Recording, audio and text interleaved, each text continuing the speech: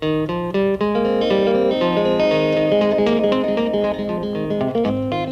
buenas tardes. Estamos hoy día con Cristóbal Sandoval, somos Centro Hilar, quien habla Gonzalo, estamos con Santiago y con Rodrigo, somos TV Hilar. Este es el primero de una serie de videos que vamos a ir haciendo en conversación con algunos expertos en ciertos temas que van respondiendo a la contingencia. El día de hoy tenemos al grande, excelentísimo Cristóbal Sandoval, como ya lo hemos mencionado. ¿Alguien me quiere ayudar con la presentación de Cristóbal? Porque es un currículum tan grande que yo la verdad... Me presento yo mismo. Bueno, hola Centro Hilar, muchas gracias por la invitación. Bueno, yo soy Cristóbal Sandoval, cientista político de la Universidad Diego Portales, magíster o máster en realidad de Ideología y Análisis y Discurso en la Universidad de Essex en Inglaterra, y actualmente soy estudiante de doctorado en Ciencias Sociales de la Universidad Diego Portales. Bueno, qué gigante tenemos con nosotros el día de hoy. Oye, muchas gracias por estar con nosotros. Estamos, para los que nos están viendo, tuvimos un problema con el video en vivo, no lo pudimos transmitir y tuvimos claramente un impasse, pero ya estamos viento en popa. Sí, yo ahí como recalcar y enfatizar como, bueno, agradecer la presencia del Cristóbal. Bueno, para los que no saben, bueno, es amigo de mi hermano grande y también también mi amigo. Entonces, siempre es como un poquito gratificante saber que están como este tipo de personas que en verdad han dedicado muchos años igual de estudio. O sea, en el fondo, para llegar a hacer un doctorado no es de un año a otro, son que 10, 12 años para poder llegar a toda esa trayectoria y tenerlo acá y poder hablar como de todos los temas que se vienen, como en verdad, gracias. Gracias por la invitación. Quiero introducir un poco a Cristóbal para que nos dé su opinión respecto del tema. Se viene, para los que nos están viendo, se viene ahora el 25 un plebiscito nacional con 2 papeletas de votación. Una que va a preguntar si usted quiere o no quiere una nueva constitución, si aprueba o rechaza. Y una segunda que va a ser qué órgano debiera redactar la nueva constitución. Si una convención mixta constitucional o bien una convención constitucional. Cristóbal, ¿nos puedes introducir un poco en cómo vas a ir analizando, cómo vamos a entrar en el tema de hoy, desde tu perspectiva? Bueno, primero que todo, yo creo que lo que tenemos que tener claro es que estamos en una coyuntura política única en la historia de Chile, quizás nunca antes vista, que es el resultado de lo que fue la revuelta popular del año pasado, el llamado estallido social.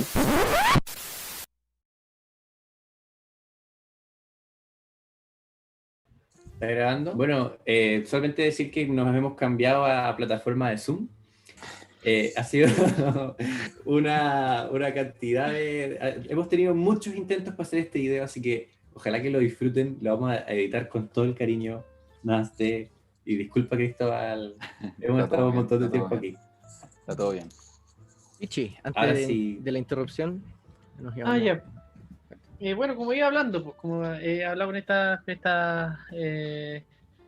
bueno, con estas abuelitas, como yo le digo, personas adultos mayores. Esto, pues de que al final como que tienen muy asociado como también todo este proceso como de convención constitucional, asamblea constituyente, convención mixta, apruebo rechazo, como que al final casi como si fuera todo lo mismo y muy jugado en la lógica que había dicho el Cristo también, como con este miedo que a veces se puede jugar con que va a volver a ser Chilezuela, o que puede ser Chilezuela, como que me acuerdo que cuando hablaba con ella, me decía, no, si siempre es lo mismo, si al final van a ser los políticos. Y bueno, también hay una decisión, sobre todo con la política formal también. Y ahí yo creo que se juega mucho lo que tú dijiste y bueno, si tenéis más con qué complementar, claro. Bienvenido. O sea, estoy de acuerdo, al final claramente hay un descontento y eso fue lo que se expresó el 18 de octubre del año pasado, o sea, un descontento con la élite política y económica de Chile, que además son un grupo súper reducido, o sea, Chile es una élite muy fácil de identificar. En otros países no hay elites grupos elitistas tan pequeños, sino que como que a veces son más complejas. En Chile tenemos un grupo muy reducido, entonces efectivamente hay un descontento generalizado y eso yo creo que se ve tanto en la gente como de derecha como en la gente de izquierda. O sea, hay gente de izquierda que dice lo mismo, en el fondo que va a decir no, son todos los políticos iguales, y en realidad hay un riesgo de que ocurra eso precisamente como por ejemplo el sistema electoral que se va a utilizar es el mismo que el sistema de diputados. Es probable de que, o sea, podría haber un resultado más o menos similar al de la Cámara que está compuesta hoy, la Cámara de Diputados. Podríamos ver algo quizás parecido, pero creo yo que eso sería ignorar el 18 de octubre. O sea, si efectivamente el 18 de octubre ocurrió y todos estamos conscientes de eso, no debería, o sea, el Congreso, que la Convención Constitucional que salga, debería ser distinta al Congreso que tenemos hoy, porque en el fondo entre medio hay un estallido, ¿cachai? Entonces, por mucho que sean las mismas reglas, por mucho que sean quizás incluso los mismos partidos, las listas que se presenten, me imagino que van a haber cambios en la edad de la gente que va a ser parte. Bueno, el tema de la paridad es algo que es fundamental, o sea, va a ser paritaria, y eso nunca ha existido en la historia de Chile, de hecho en muy pocos países del mundo hay como órganos legislativos o constituyentes que sean paritarios. Entonces, o sea, incluso, no sé, en países desarrollados, ¿cachai? Entonces eso también es algo nuevo y potente. También van a haber listas de independientes, se van a presentar gente de movimientos sociales. Lo más probable es que en la constituyente, por ejemplo, grupos como las fundaciones tengan un rol muy importante. Fundaciones que llevan años trabajando en ciertos temas y que pueden entrar ahí. Entonces, lo más probable, creo yo, es de que vamos a ver un órgano que por mucho que las reglas del juego estén definidas por los partidos, y quizás sean los partidos los que ordenen las listas de por quiénes vamos a votar, vamos a ver como ocupando una referencia a una fauna política o una fauna constitucional distinta a la que estamos acostumbrados. Esperemos, yo no creo que la gente va a ir a votar por Longueira, si se presenta. No lo veo, quizás gente de derecha sí, pero no creo que la mayoría de la gente que quiera la constituyente va a querer ver caras tan repetidas. Yo creo que van a aparecer caras nuevas, van a haber campañas, y la política se va a mover. Yo creo que es imposible pensar, con todas las elecciones que se vienen, que la política se va a mantener igual a la que tenemos hoy. Y eso, por lo menos, yo creo que abre una esperanza, ¿no? Creo que al final la gente que se queda con lo otro está siendo muy pesimista al final. Nadie dice que, yo tampoco sé si soy 100% optimista que vamos a lograrlo todo, pero sí creo de que estamos en una coyuntura súper relevante que va a ayudar a calmar ciertos ánimos, igual, que se arrastran desde la dictadura. O sea, yo creo que la misma dicotomía apruebo o rechazo no es tan distinta a la del sí y el no, y no es tan distinta a las identidades o grupos políticos que se movilizan en torno a esa idea.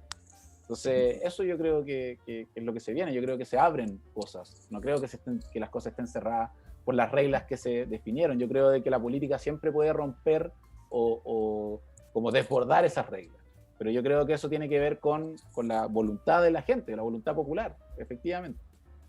Oye, Cristóbal, una pregunta en ese mismo sentido. Tú sabes que nosotros tres somos psicólogos en Centro Hilar, somos un centro psicológico, y me queda pensando en el tema de los cambios, cómo de pronto la mayoría de las personas, de alguna u otra forma, nos da miedo los cambios, con matices, ¿no es cierto? Pero en general los cambios se ven como entre que sí que no. ¿Y qué estará pasando en ese sentido? Te pregunto, ¿qué crees tú que estaría operando en cuanto a, por ejemplo, si es que hay miedo al cambio o me pongo a pensar en este discurso de comparación o de ¿cómo se dice? De especulación casi del infierno, ¿no? Como si gana esto, va a pasar esto otro. ¿Cuánto crees tú que hoy estamos frente a una disyuntiva de cómo enfrentarnos a este miedo frente al cambio, pero también a esta motivación de que no queremos lo mismo? Sí, eso es una pregunta importante, creo yo, y precisamente el hecho de que ustedes sean psicólogos y yo politólogo tiene que ver porque precisamente queremos tender puentes, y yo creo de que la pregunta que haces busca eso, busca mostrar como qué lugar tiene quizás la dimensión, la psicología, los afectos, creo yo, en la política. Y yo creo que efectivamente la política es fundamentalmente afecto, o entre las grandes cosas que es afecto. Hay una costumbre quizás de pensar que la política es pura racionalidad, que es puro cálculo, que en el fondo es cálculo estratégico, mi interés, yo voto porque quiero que me pongan algo en la esquina que necesito, o en el fondo, o los políticos están calculando constantemente. Y yo creo que sí, la política tiene de eso, pero la política tiene muchos aspectos, tiene muchas emociones, sentimientos que se despliegan y que aparecen. Y yo creo que, por ejemplo, lo que dice respecto al miedo, es algo muy, y al cambio, o sea, el miedo al cambio, es muy común, por ejemplo, en los discursos de derecha, los discursos conservadores, el miedo al cambio. De hecho, los conservadores, el discurso conservador se caracteriza por una defensa al orden y un reconocimiento a solo los cambios que son orgánicos, que son necesarios, que tienen que pasar porque ya el organismo social lo necesita, pero los cambios abruptos, llegar y hacer un cambio porque sí, les dan mucho miedo. El afecto que movilizan los discursos de derecha en general es el miedo a que cambie lo que está funcionando, que venga alguien de afuera, el inmigrante, a robarte trabajo, o que venga a hacer algo que en el fondo que te dé miedo, en el fondo perder tus condiciones de vida por algo distinto. Y eso es lo que tienden a movilizar los discursos de derecha, sean moderados, o sea, discursos de derecha, no sé, como de los partidos dominantes, o sea, de los partidos tradicionales de derecha en Chile, RN o la UDI, como también en la extrema derecha o la derecha radical, como vemos en Chile hoy, no sé, el Partido Republicano de José Antonio Kast. Vemos una apelación al miedo como un sentimiento político que es, en última instancia, reactivo o reaccionario frente a la posibilidad de cambios radicales. Y a su vez aparecen, por otro lado, otro tipo de afectos como la esperanza, la ilusión, la posibilidad de que algo cambie. También aparece, yo creo, de que ese es el aspecto que movilizaba a toda la gente que estaba marchando, o sea, que se movilizó después del 18 de octubre.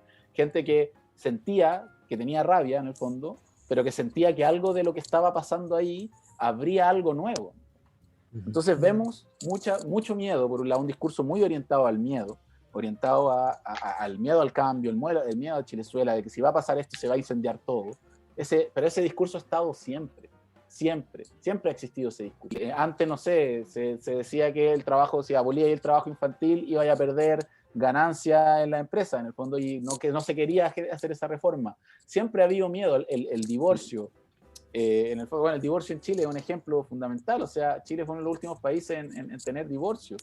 Y todo el mundo creía que todo el mundo se iba a divorciar, y en verdad terminaron habiendo más matrimonios que de los que se divorciaban. Entonces, al final ese miedo siempre ha estado presente. Y lo mismo pasa con el aborto, y lo mismo pasa con todos estos temas que un grupo particular, una élite conservadora, que a su vez posee el capital, en última instancia, busca proteger sus intereses y busca mantener ese status quo. Por otro lado, también vemos la rabia de la gente que está cansada de un sistema que se sienten pasadas a llevar, que se sienten abusadas, que se sienten estafadas.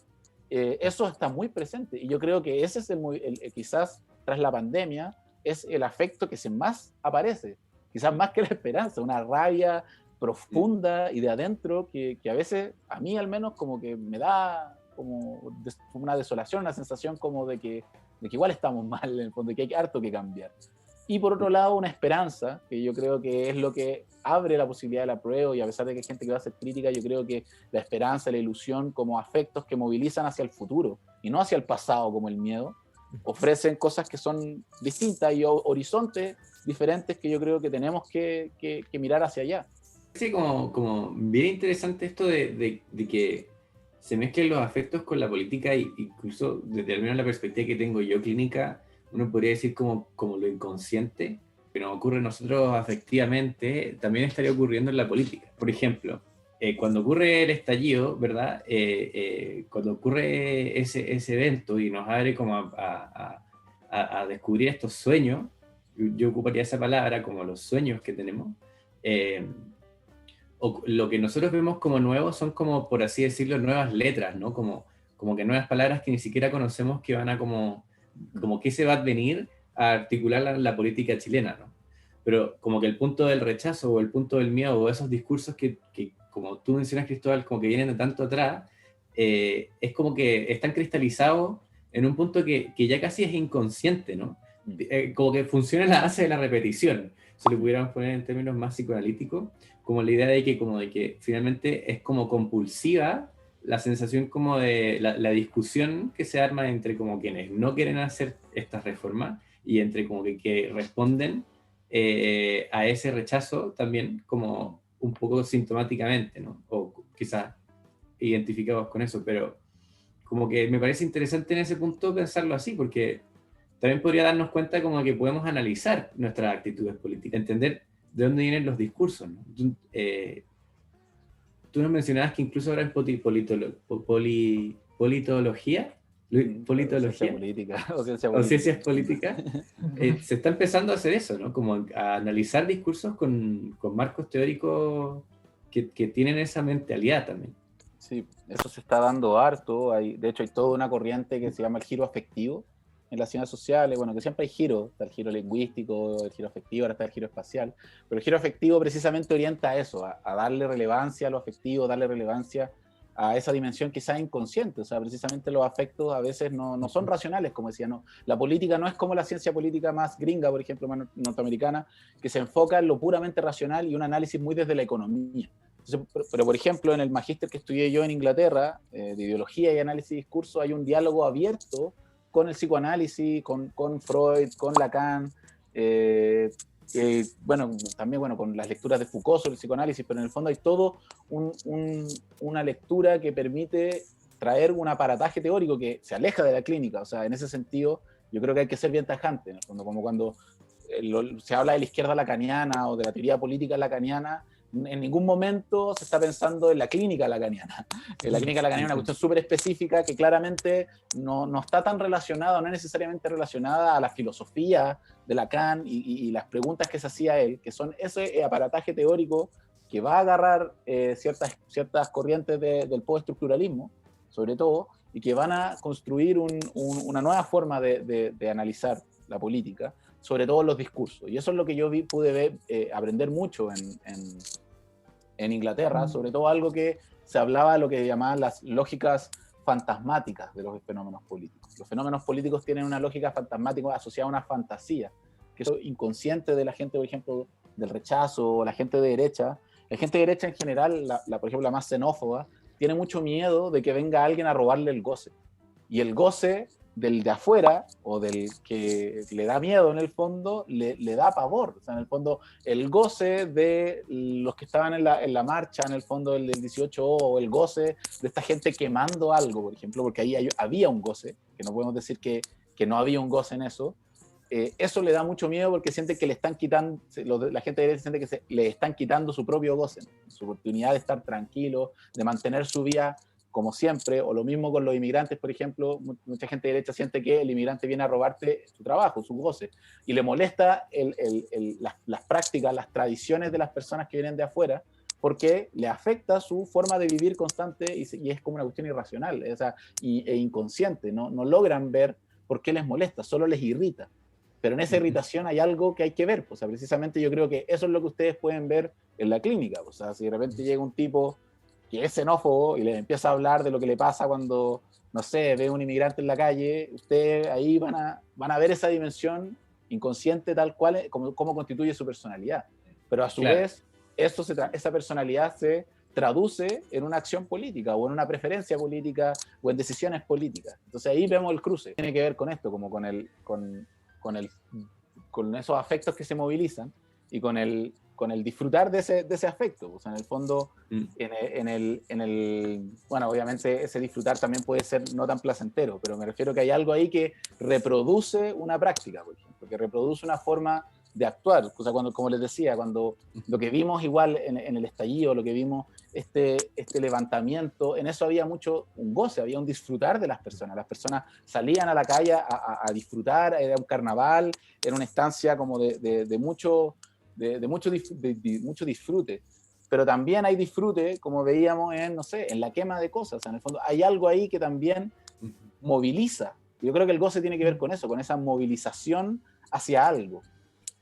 Uno va a votar en el fondo a prueba porque hay algo ahí que te produce cierta satisfacción personal, como lo mismo que a alguien que va a votar rechazo, que le produce una sensación o le produce un goce, o como esta gente que está llamando a votar a C, en el fondo también va a sentir un goce porque va a decir que está haciendo un acto de rebeldía, por ejemplo, frente a lo que se impuso. Entonces vemos ahí como que el goce yo lo entiendo como este elemento movilizador que te lleva quizás a la acción política en última instancia. Y algo también de placentero tendría en esa misma línea la descarga, ¿no? Como de pronto cuando se veían la gente en las calles, de pronto esta alegría era como por...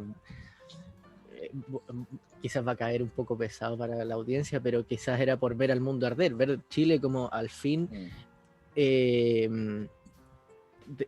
como decía, ¿no? Como despertó.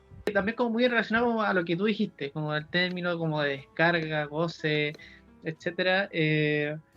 También hay una dimensión histórica que también define un poco el conflicto que hay acá, que yo creo que ahí yo entrego como por ejemplo la noción de autoridad y de normatividad.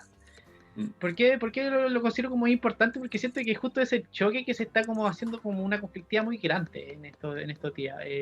Y lo digo tanto mirando como a aquellos que sienten el miedo al cambio, como a aquellos que no. Y sobre todo también como a este goce de ver como el mundo arder.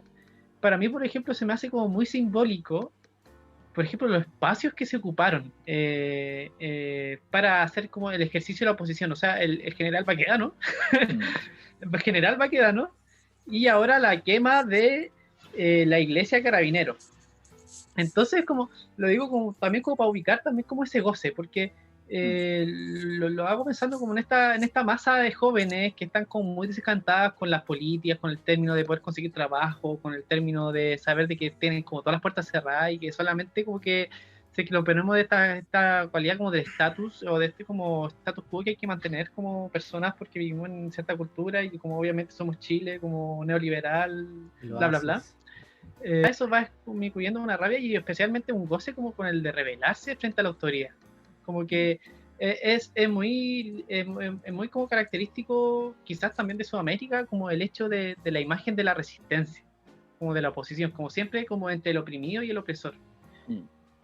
Que sí. yo creo que aparece mucho esa imagen. Entonces por eso yo quería instalar como la noción de autoridad también, porque si te fijáis, los que tienen miedo al cambio tienen el discurso de verdad no cuestionar la autoridad, como que para mí también hay un trauma, puede ser desde la dictadura, ¿sí? Como, claro.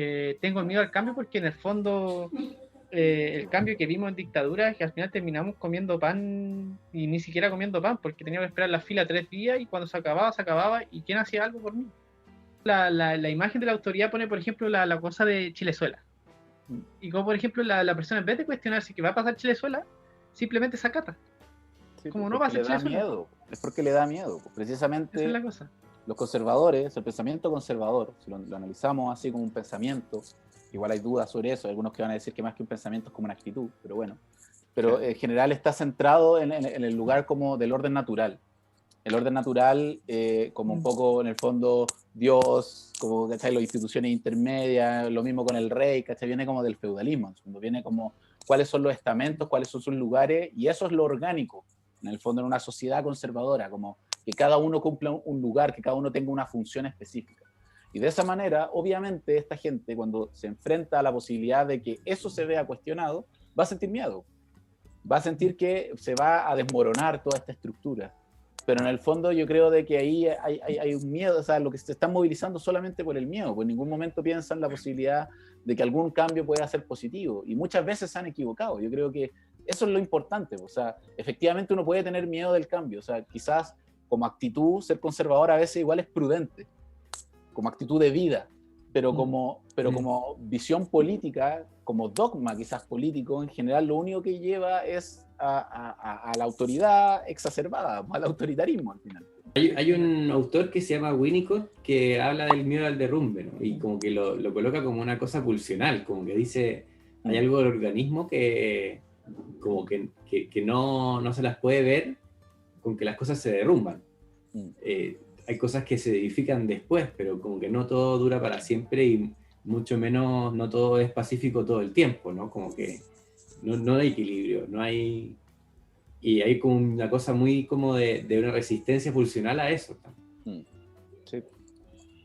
Y es muy inconsciente, o sea, yo creo que precisamente pasa por ahí, como algo que no se controla tanto, es como un miedo así como arraigado, pero es poco reflexivo. Yo creo de que, y ahí yo creo que la clave del estallido, la revuelta, es de que fue un momento puramente reflexivo. O sea, fue un momento en que tuvimos que cuestionarnos como qué había sido el país en los últimos 30 años, en el fondo. Y esa pregunta yo creo que fue potente, porque mucha gente que quizás se sentía más o menos conservadora o no de izquierda, sintió algo que le hizo sentido, como que le hizo clic en el fondo.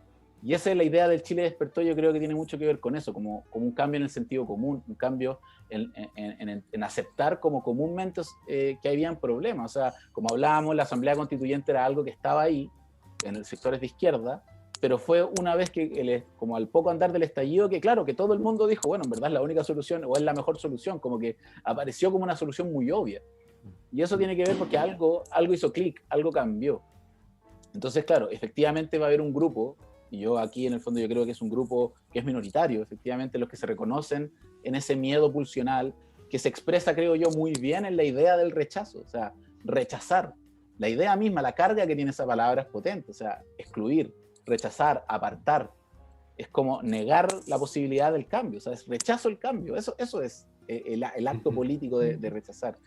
Y es potente, yo creo que es bien potente, y finalmente quienes están reconociendo esas cosas de ver las marchas del rechazo, quienes se están reconociendo en ese significante, son grupos muy radicalizados, que tienen una fantasía, precisamente como un poco es lo que dice el Pichi, o sea, en el fondo de que en algún momento va a pasar algo y nos vamos a quedar sin nada, cuando que va a pasar algo y no vamos a tener nada, vamos a volver a las cavernas, como el fin de toda posibilidad de sociedad. Y al final yo creo de que algo que cuando uno estudia en el fondo de las sociedades, te das cuenta que al día siguiente de la revolución o al día siguiente de no sé qué, siempre la sociedad igual sigue. La sociedad sigue y el panadero va a tener que sacar el pan. Porque la vida sigue, la sociedad encuentra sus lugares. O sea, en la pandemia lo vimos, en la pandemia estábamos totalmente constreñidos y la sociedad necesita encontrar sus canales de aparición. Entonces yo no creo, o sea, yo creo que eso es una fantasía muy tenebrosa en el fondo una fantasía de que todo va a colapsar. Y obviamente o sea, igual uno puede entender, quizás empatizar hasta cierto punto esa sensación, que a veces uno siente que las cosas, como que algo va a salir mal y todo se va a salir mal, pero en verdad, en general es un miedo, una exageración, no es real. Entonces yo creo que en política igual es necesario ser reflexivo frente a lo que ocurre. A pesar de que hay afectos que nos movilizan, de repente hay que decir, hey, ya, pero reflexionemos, o encontrarse en el fondo en la discusión, la deliberación también es relevante en la política. Justamente en eso pensaba, tomando en cuenta toda esta dinámica inconsciente, los afectos que se están movilizando, todos los pensamientos, toda la línea cognitiva que hay dentro de todo esto. ¿Cómo enfrentamos entonces como país este desafío de no solo el 25 de octubre votar por sí o sí no, sino que además en adelante, porque tomando todo esto en cuenta, ¿no? ¿Cómo lo hacemos para dialogar finalmente en pos del cambio? Porque pensaba, hay muchos posts que dicen que la gente que vota rechazo no debería votar la forma en que se va a redactar la nueva constitución. Yo pensaba, me parece que eso es como aplastar la disidencia, es como no permitirle a las personas que no quieren cambiar la constitución expresar una opinión que ya, sí, no es lógico, como miren, no quiero cambiar la constitución, pero cámbienla así. Pienso cómo lo hacemos como país. No sé si vamos a encontrar una respuesta entre los cuatro, pero cómo dialogamos con esas posturas tan divergentes. Bueno, yo creo que eso es bien complejo y es como el gran debate en la democracia. Bueno, el tema con respecto a lo que decís de la papeleta, y yo creo que eso fue estratégico igual. O sea, yo creo que ahí hubo un cálculo por parte de la derecha. Porque efectivamente le convenía poder en el fondo rechazar y además tener o sea, en el fondo tenéis 2 votos, como que te convenía más, pero porque si hubiese sido distinto, si hubiese sido una sola papeleta grande, con 2 preguntas, que eso también puede pasar.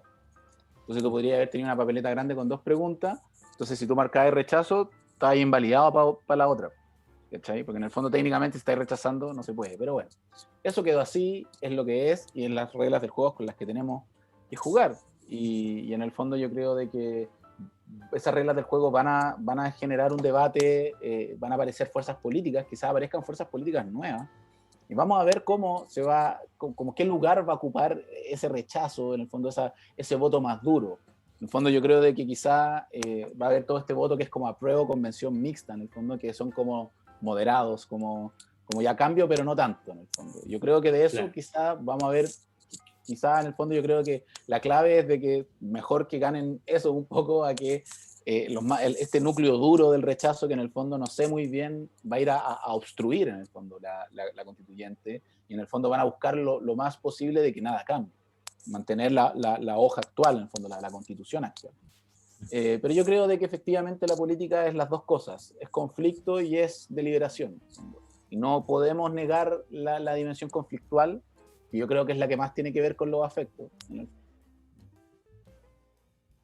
fondo, o deliberativa, que tiene más que ver con la razón. O sea, como que ahí yo creo que por ahí vemos dos dimensiones de la política que no hay que ignorar, en el fondo, que hay que tener en cuenta. Yo creo de que una política solo del conflicto en última instancia lleva a la guerra civil o algo parecido, o a un golpe, Claro, o a una... como a lo salvaje, digamos.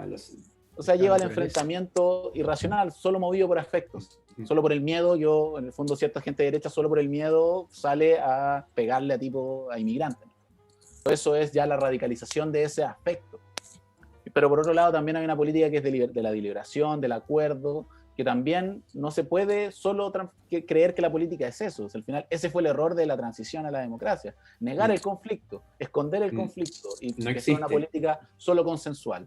Eso fue un error también. Entonces yo creo que, como dice, el desafío para el futuro es decir, ya, tenemos una política que reconoce el conflicto, o sea, que ve a la gente en la calle, que hay rabia, que hay afectos movilizados, y una política que, bueno, vamos a tener 2/3, vamos a tener que sentarnos y ponernos de acuerdo. O sea, es una realidad en este proceso constituyente, y en cualquier proceso constituyente. En verdad, un proceso constituyente en el que solo la mayoría simple logra hacerlo todo es un proceso constituyente que también va a estar viciado y que probablemente va a generar más conflicto que soluciones, porque va a generar que ese otro 50% no va a estar conforme con la Constitución. Entonces, apenas puedan, van a querer cambiarla.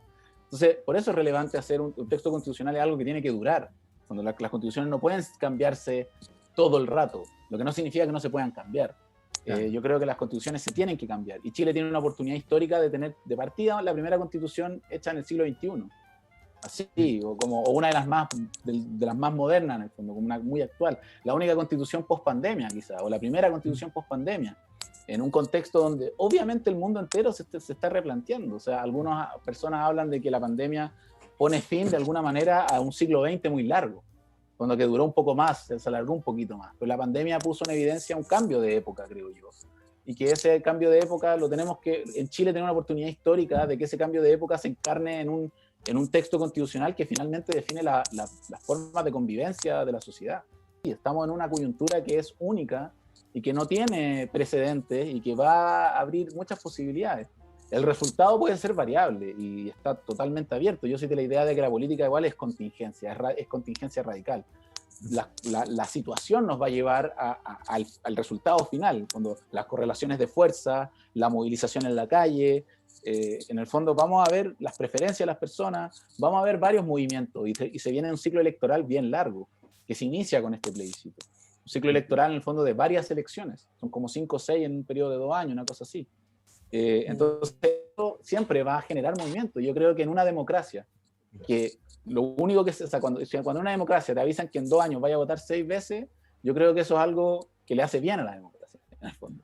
Porque es una oportunidad para abrir. Nadie te va a decir que eso va a ser todo el rato, que tú durante toda la... Pero quizá nos podemos empezar a acostumbrar a votar un poquito más y, como en otros países, empezar a tomar decisiones territoriales desde votaciones, por ejemplo.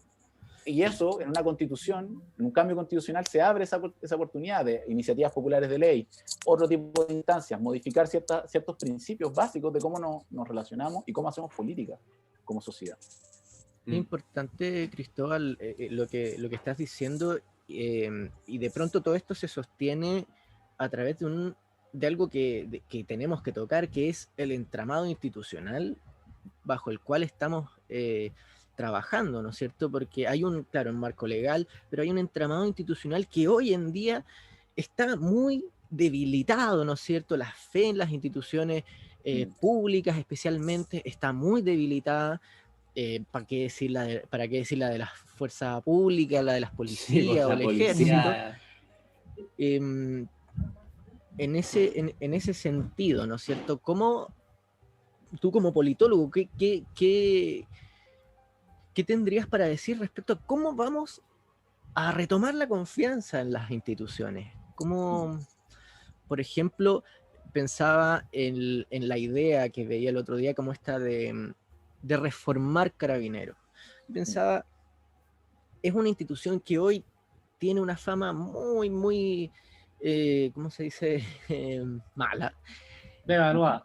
Pero de Evaluada. alguna forma existe dentro de la población esta necesidad de reconciliarse con diferentes instituciones. O sea, proponen una restauración, perdón, como una reforma en Carabineros, cosa de poder no tener que estar en la calle y no sentir o miedo o rabia, poder vivir tranquilo.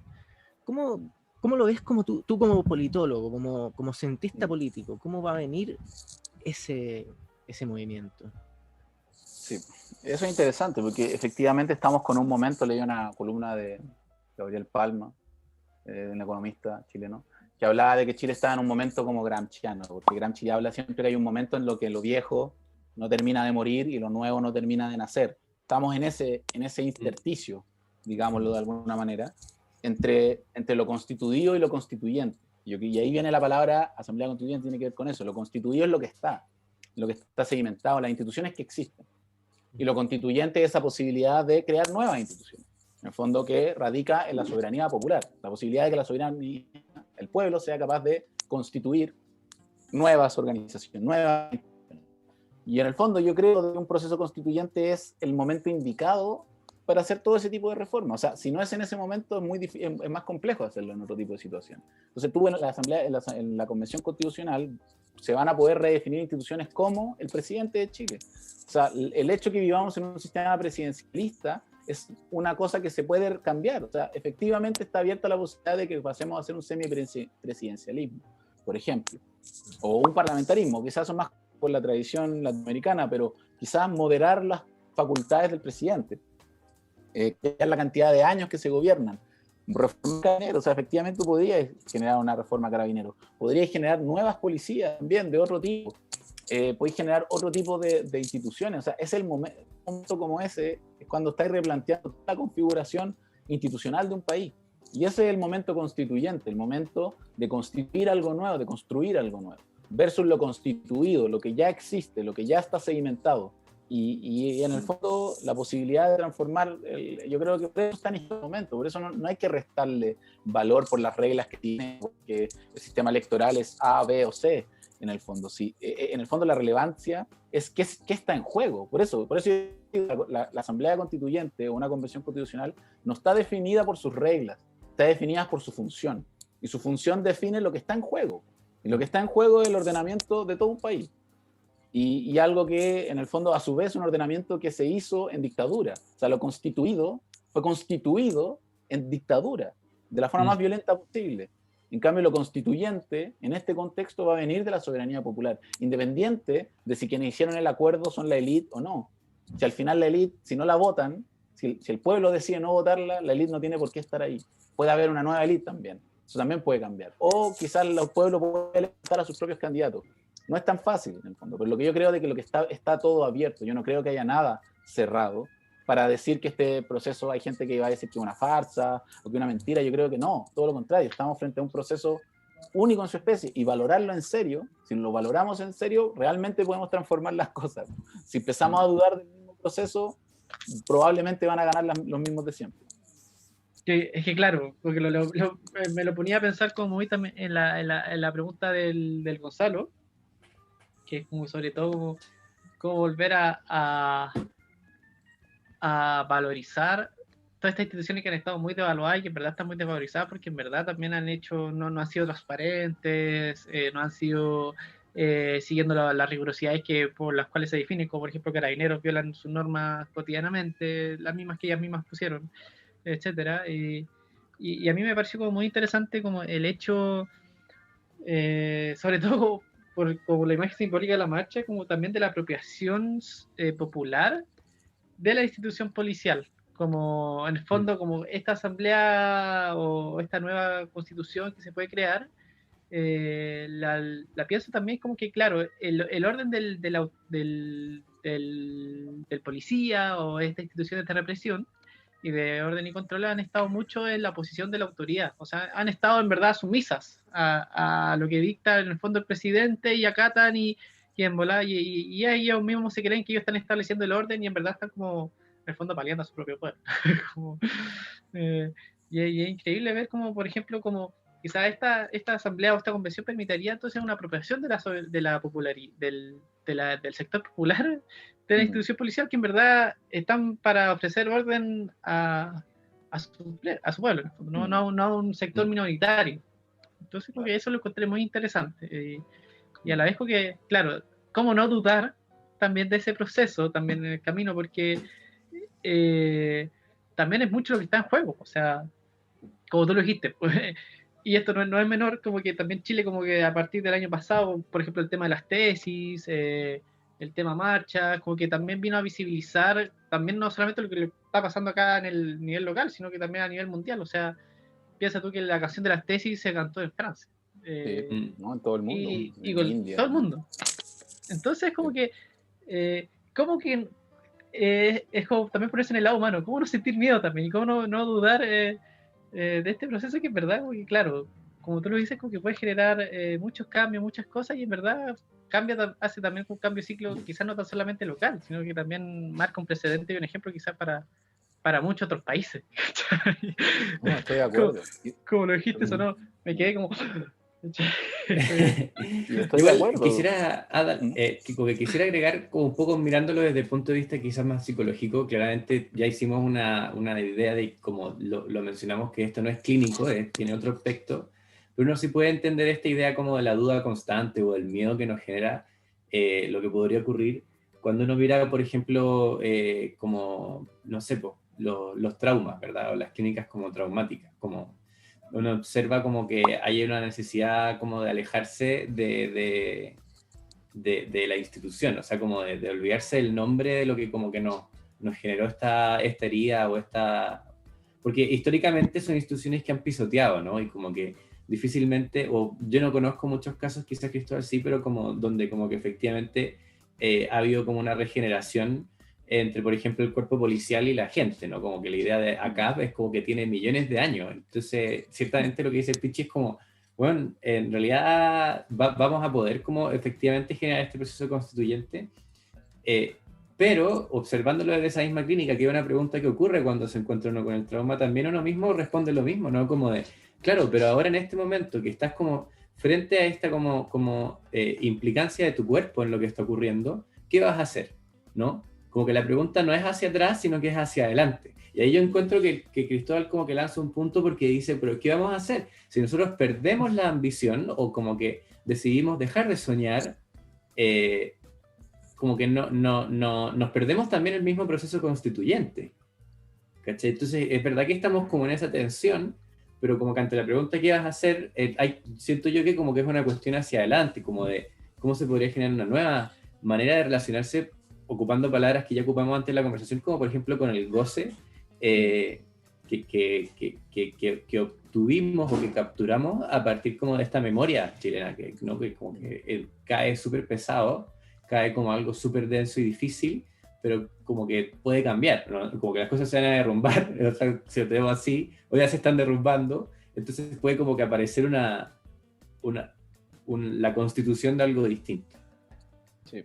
Bueno, es complejo, o sea, obviamente el tema de los policías, de pensar como una policía popular o una policía que esté totalmente al servicio del pueblo, es muy complejo, porque al final igual, históricamente históricamente han sido quienes han golpeado al pueblo igual, y los militares y todo, pero nada dice de que tenga que ser así, o que no podemos rediseñar de tal forma la institución de que al menos, no sé, exista una policía que quizás esté como en función del pueblo y otro tipo de órganos policiales. O sea, podemos pensar republicanamente en formas de organizar el orden público, en formas de pensar los derechos que van a defender esas policías. O sea, en el fondo hoy vemos que la policía defiende el derecho como de propiedad por sobre otro tipo de derechos, por ejemplo, en Chile.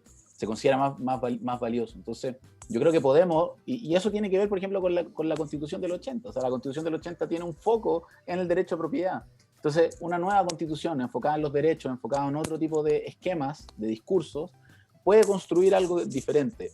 Pero lo que yo creo es que la clave en política no es, claro, como eso que decía Santiago, en el fondo, ir hacia adelante, en el fondo, ir como pensar de que se abren horizontes, como yo creo que la política son puros horizontes que se construyen, y esos horizontes pueden ser como progresistas hacia adelante o como reaccionarios hacia atrás, horizontes de un pasado mejor, qué sé yo.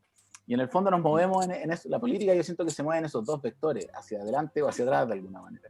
Y yo creo que en un momento como el que estamos tenemos que mirar hacia adelante y abre oportunidades, o sea, para verlo afuera. O sea, como dice el Pichi, efectivamente Chile hoy es un referente. O sea, después del estallido, Chile marcó un antes y un después.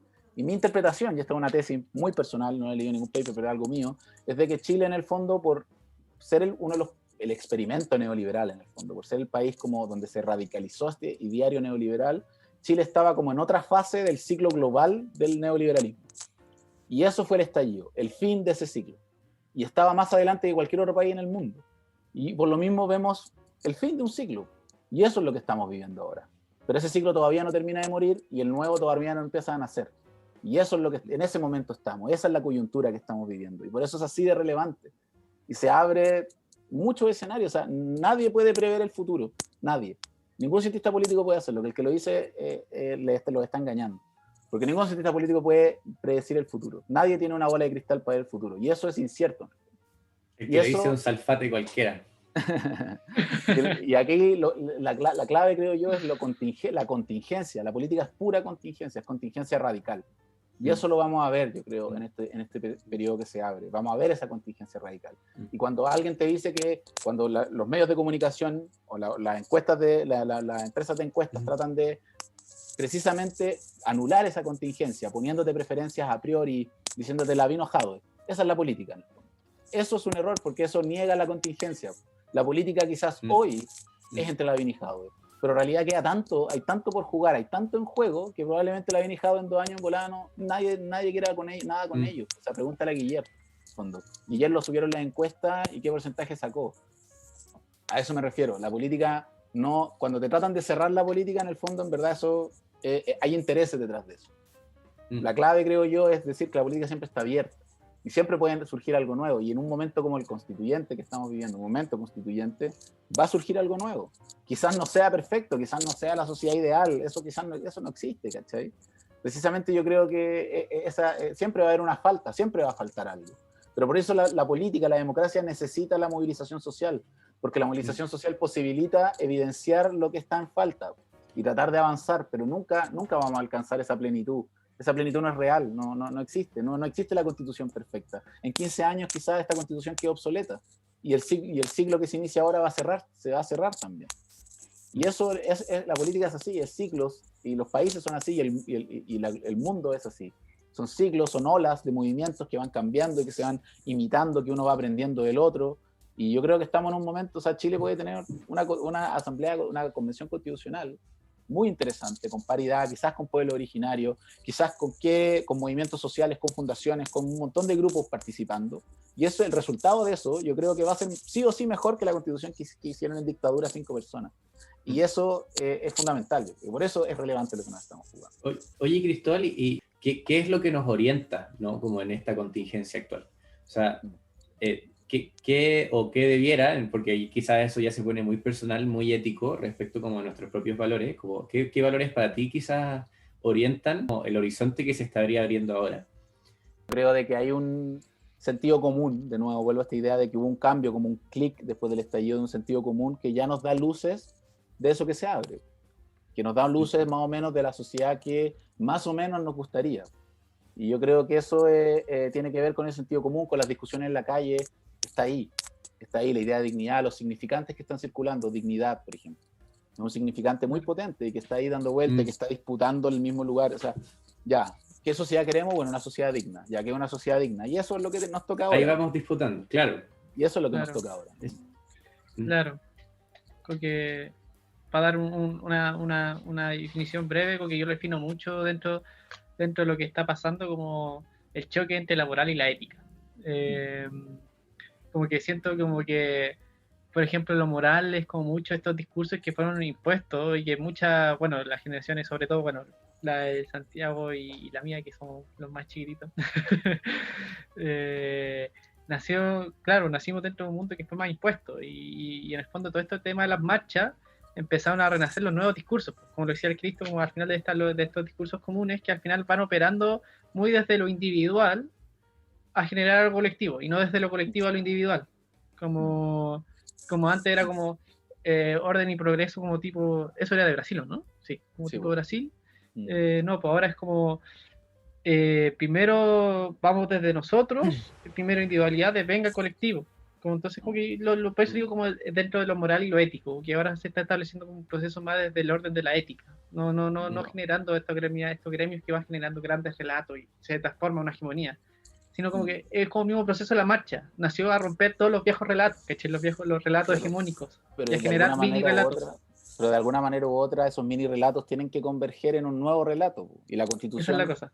precisamente la Constitución debe ser eso, esa como encuentro, condensación de estos relatos y que construyan un metarrelato en el fondo que nos haga pensar una sociedad distinta. Esa es lo que se abre. Pero por lo mismo eso exige deliberación y conflicto, por lo que hablábamos. Como Eso. deliberar, pero nunca olvidar la dimensión conflictual, porque si no vamos a inventarnos un mundo.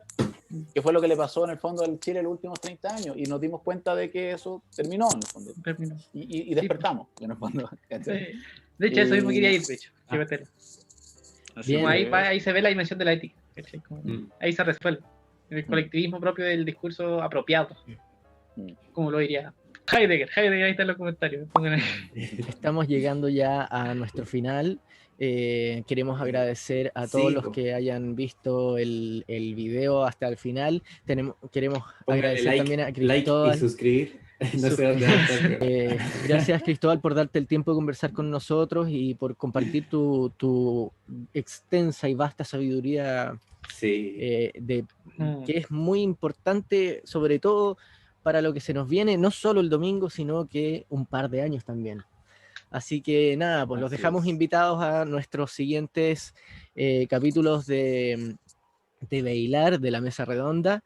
Vamos a seguir teniendo otros invitados.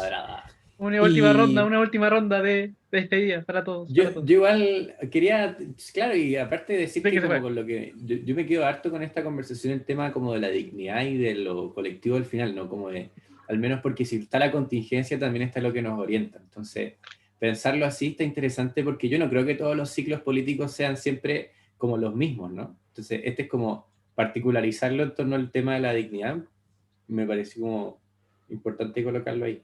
El agradecimiento también, como decía el Pichir y el Gonzalo, bueno, y Cristóbal, en realidad fue un gusto poder conversar contigo, bueno. Finalmente pudimos conversar. Censura. Igual estuvimos un largo tiempo, yo creo que nos entretuvimos.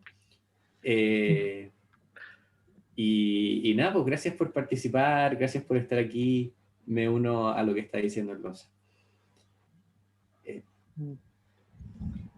Bueno, yo ahí complementando, sí, bueno, yo me quedo con hartas cosas, pues fue súper rico hablar este tema y qué bueno que hayamos tenido un espacio formal, porque, no sé, a mí me estaba faltando mucho conversaciones como esta, entonces como que haber tenido este espacio y para como ser como, bueno, uno de los actores como que está produciendo conversación fue realmente para mí un privilegio. Así que como agradecido de ser Trilar y de... Yo cierro. Y obviamente Cristo. Excelente. Nada más que decir, darle las gracias por la invitación, por el espacio. Ojalá podamos repetirlo en otra instancia. Y que nada, que me quedo con muchas cosas que conversamos y precisamente el diálogo entre psicología y ciencia política o ciencia social o sociología, en el fondo, como un diálogo interdisciplinar entre ciencias sociales, que al final estamos pensando en el sujeto, en sus distintas versiones. Me parece que es clave, en el fondo, generar este tipo de puente, en el fondo, hilando entre disciplinas. Genial. Entonces, muchas gracias por estar con nosotros el día de hoy. Véanos el siguiente capítulo. Recuerden, suscríbanse, vayan a votar el domingo 25 y estén atentos al proceso constituyente. Nos vemos. Chao.